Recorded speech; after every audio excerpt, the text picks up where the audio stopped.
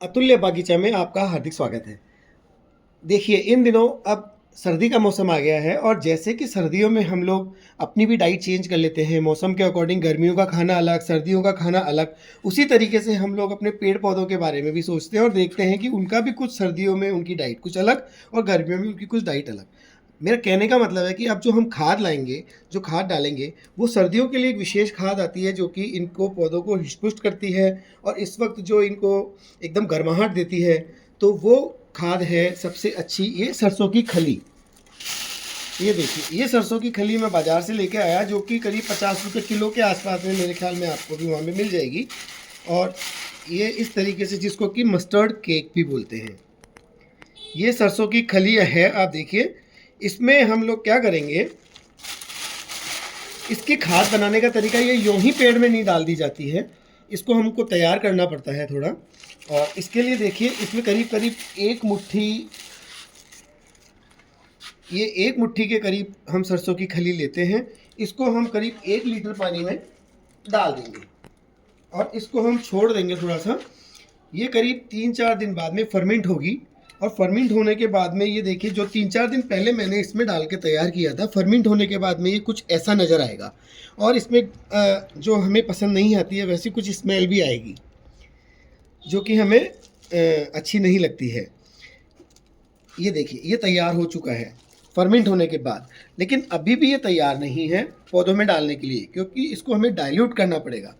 ये बहुत ज़्यादा गर्म है, अगर इसको ऐसे ही डाल दें तो पौधे मर भी सकते हैं, तो हमें इसे थोड़ा डाइल्यूट करना पड़ता है और इसका डाइल्यूट का ये है कि ये करीब 1 डेढ़ लीटर के करीब जो तैयार हुआ है सॉल्यूशन, उसको हम 1 बाल्टी करीब 10-15 लीटर पानी में ही इसको हम डाइल्यूट करेंगे।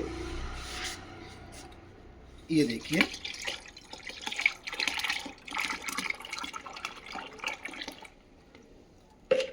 और इसे अच्छे से हिला लेंगे।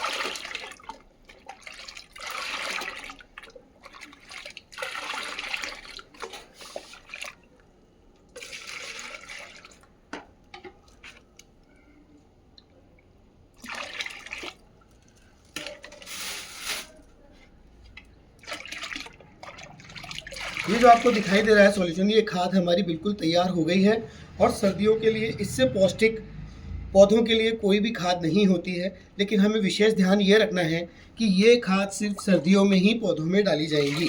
विशेष करके फूल जो आते हैं जैसे पिटूनिया वगैरह है, इस टाइम पे जो फ्लावरिंग होती है, उनके लिए ये खाद तो बिल्कुल वरदान है, लेकिन इसके अलावा हम अपने और पौधों में भी डाल सकते हैं ताकि वो सर्दियों में मरे नहीं और उनको एक थोड़ी गर्माहट भी मिलती रहती है। और इसमें हमें ये ध्यान रखना है कि ये खाद हमें 7 से 10 दिन में एक बार और रिपीट करनी है पौधों में। और इसमें जो हमारे पॉट्स हैं उनके साइज़ के अकॉर्डिंग एक नॉर्मल जो पॉट होते हैं हमारे, जैसे ये देखिए इसमें करीब करीब आधा मग, हाफ लीटर, जो थोड़े ये छोटे पौधे हैं इनमें चौथाई लगभग, थोड़ा थोड़ा अकॉर्डिंग उनके साइज़ के हिसाब से हम ये खाद इनकी जड़ों में डालेंगे।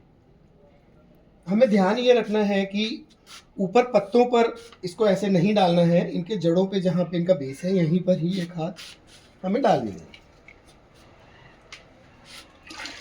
तो ये जो मैंने आपको प्रोसेस बताया, ये सर्दियों के लिए हमारे पौधे इससे हृष्ट-पुष्ट रहेंगे और इनकी डाइट चेंज कर दी है हमने सर्दियों के अकॉर्डिंग और आप देखिएगा कि बहुत ही अच्छे तरीके से हमारे पौधे हमें खिलते हुए नज़र आएंगे सर्दियों में भी।